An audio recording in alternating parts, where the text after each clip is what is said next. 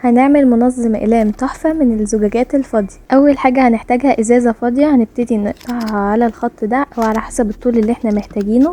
جبت القطر وابتديت افرغها بالطريقة دي واسويها بالمقص عشان اسوي الحروف. ممكن كمان اعرضها على حرارة مكوى علشان اسوي الحروف. هجيب بقى اكياس صلصال الفوم، هحتاج لون اصفر، هحتاج منه كمية كتيرة.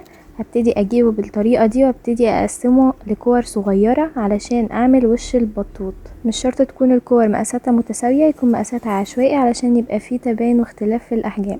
هبتدي اجيب كل كورة واكورها بالطريقة دي واحط شمع على الازازة علشان ابتدي اثبت كورة كورة وابتدي ابططها كده علشان تعمل لي وش الكتاكيت الصغيرة. زي ما انتوا شايفين بحطها بشكل عشوائي على الازازة، واهم حاجة ابططها وادخلهم في بعض بالطريقة دي علشان يبقى كلهم متماسكين زي ما واضح كده في الفيديو.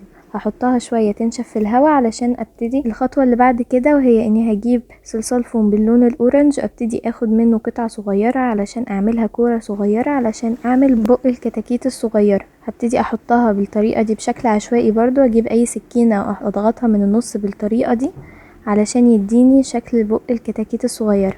هعملها كلها بنفس الطريقة، ونقدر نحط الكور الاورنج في اشكال عشوائية مش في نفس الاتجاه عادي.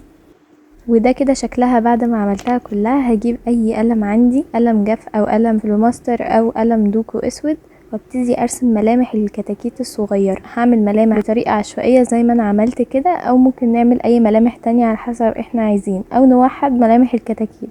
بس انا حبيت ان احنا نعملها بشكل عشوائي، طلع شكلها جميل جدا. ما تنسوش بقى لو وصلتوا للجزء ده من الفيديو تعملوا لايك وشير وسبسكرايب علشان تشوفوا كل جديد وكل الافكار اللي انا هنزلها الجاية. وده كده شكل منظم الاقلام بعد ما خلص. حقيقي شكله كيوت جدا وجميل، وهيزين شكل المكتب وهيفرح الاطفال جدا. نقدر نحط فيه كل ادواتنا وكل الحاجات اللي احنا عايزين نحافظ عليها. مستنية اشوف رأيكم وتطبيقكم للفكرة.